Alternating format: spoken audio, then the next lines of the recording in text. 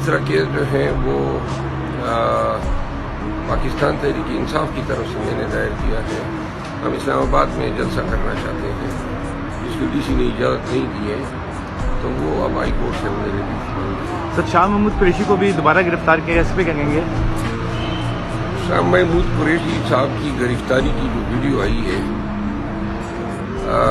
انتہائی افسوسناک ہے.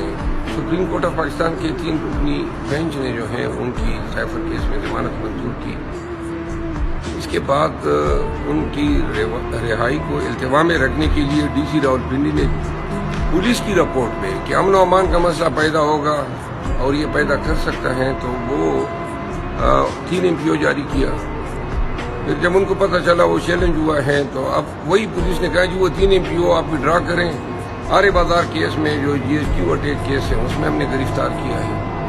یہ کس طرح کی مطلب یہ کارروائیاں ہیں؟ اور پھر وہی روٹین کی عدالتی کارروائیاں, ریمانڈ, جوڈیشل ریمانڈ, پھر ضمانت. آخر عدالتیں کیوں ان کا نوٹس نہیں لے رہی ہے؟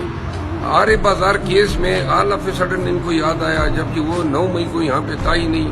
یعنی پولیس کی جب بھی جس کی یہ بھی مرضی ہوئی اس کو کسی بھی کیس میں جو ہے وہ انہوں نے ڈال دیا.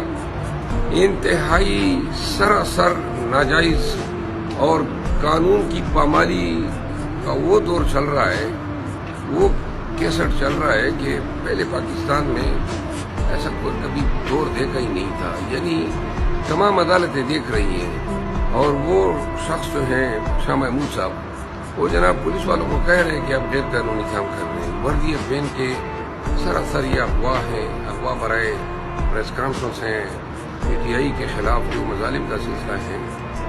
لگتا یہ ہے کہ شیڈول آنے کے بعد اور سپریم کورٹ کے فیصلوں کے بعد بھی یہ نہ تھمنے والا ہے. بہرحال ہم پوری استقامت کے ساتھ پاکستان تحریک انصاف کے لیڈر ورکرز اس کو فیس کر رہے ہیں. ان تمام چیزوں کا بدلہ ہم لیں گے.